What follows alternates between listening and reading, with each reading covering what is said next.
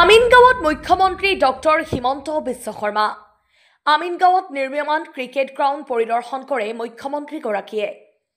আন্তঃৰাষ্ট্ৰীয় পৰ্যায়ৰ ষ্টেডিয়ামখন নিৰ্মাণ কাৰ্যৰ বুজ ল'লে মুখ্যমন্ত্ৰীয়ে। নিৰ্মাণ কাৰ্য সম্পূৰ্ণ হ'লে 2026 মাৰ্চ মাহত মুকলি কৰিব ষ্টেডিয়ামখনি। 380 কোটি টকা ব্যয় সাপেক্ষে নিৰ্মাণ চলি আছে ষ্টেডিয়ামখনৰ। প্ৰায় 20,000 দৰ্শকে খেল উপভোগ কৰিব পাৰিব। আন্তঃৰাষ্ট্ৰীয় পৰ্যায়ৰ ক্ৰিকেট খেলৰ লগতে উন্নত মানৰ শ্ব' অনুষ্ঠিত কৰা হ'ব। খেলুৱৈ প্ৰশিক্ষণৰ বাবে বিশেষ সুবিধা থাকিব। পাৰ্কিঙৰ কাৰণে পৰ্যাপ্ত পৰিকল্পনা কৰাৰ নিৰ্দেশ জিলা আয়ুক্তক। ষ্টেডিয়ামলৈ যোৱাৰ বাবে ITৰ দিশেৰে পথ নিৰ্মাণ কৰাৰ চিন্তা চৰ্চা।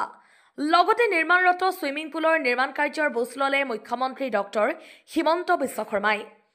আমিনগাঁৱৰ পৰা গোবিন্দ দাসৰ ৰিপৰ্ট, পি সংবাদ। দুখন ষ্টেডিয়াম নিৰ্মাণৰ আমাৰ পৰিকল্পনা আছিলে। সৰু সজাই আৰু ক্ৰিকেট ষ্টেডিয়াম আমাৰ আছে। এতিয়া আমিনগাঁৱত আমি যিখন ষ্টেডিয়াম বনাইছো অহা বছৰ ফেব্ৰুৱাৰী মাহত সম্পূৰ্ণ হ'ব। ইয়াতে 20,000 লোকে বহি খেল চাব পৰা এখন আটকধুনীয়া ক্ৰিকেট ফিল্ড হ'বগৈ আৰু যথেষ্ট মডাৰ্ণ আৰু যথেষ্ট ধুনীয়া। আৰু ইয়াৰ লগত আনুষংগিক বাকী কামখিনিও আমি ফেব্ৰুৱাৰী মাহৰ ভিতৰত ফেব্ৰুৱাৰী 2026 ভিতৰত সমাপন কৰাৰ কাৰণে চেষ্টা কৰি আছো। আমিনগাঁৱত এখন ক্ৰিকেট ষ্টেডিয়াম হ'ল, ইনডোৰ ষ্টেডিয়াম হ'ল, বেডমিণ্টন লগত ছুইমিং পুলৰো কাম শেষ পৰ্যায়ত আহি পাইছে।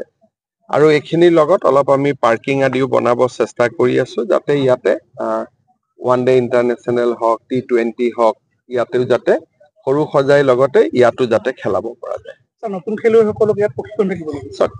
কোচিং যিটো চেণ্টাৰ হয়, ষ্টেডিয়াম এখন হলে এটা নহয় 4-5টাও কোচিং চেণ্টাৰ চলাব পাৰে। এছিয়াৰ তেনেকুৱা চিন্তাও আছে, গতিকে কোচিং চেণ্টাৰ চলোৱাত কোনো অসুবিধা নাই।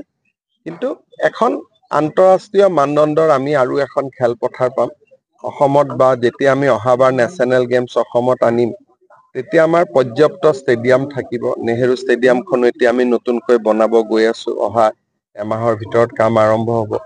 সৰু সজাই হ'ল, আমিনগাঁও হ'ল, আপোনাৰ চন্দ্ৰপুৰতো আমি কৰিব গৈ আছো। গতিকে আৰু প্লাছ আজিকালি যিবিলাক ডাঙৰ শ্ব' আহে, শ্বিলঙত প্ৰায় শ্ব' হৈ থাকে আপোনালোকে জানে, সেই আন্তঃৰাষ্ট্ৰীয় শ্ব' বিলাকো আমি ইয়াতে পাতিব পাৰিম, যাতে মানুহে আহি পেলাই শ্ব' অনুভৱ কৰিব পাৰে। গতিকে এইখন হলে এটা বহুত ডাঙৰ সুবিধা এটা হৈ যাব। আমাৰ হাতত এটা অল্টাৰনেটিভ থাকিব যে সৰু সজাইত কিবা এটা হ'ল বা বৰ্ষাপাৰাত কিবা এটা হ'ল, ঠিক আছে আমিনগাঁৱত কৰো, এটা আমাৰ অল্টাৰনেটিভ আহি যাব।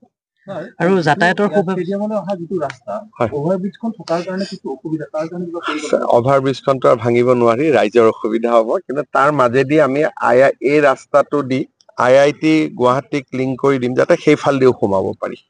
আৰু এটা ডাঙৰ কথা যে অসমৰ পৰা দুগৰাকী ব্যক্তি বিশেষকৈ আপুনি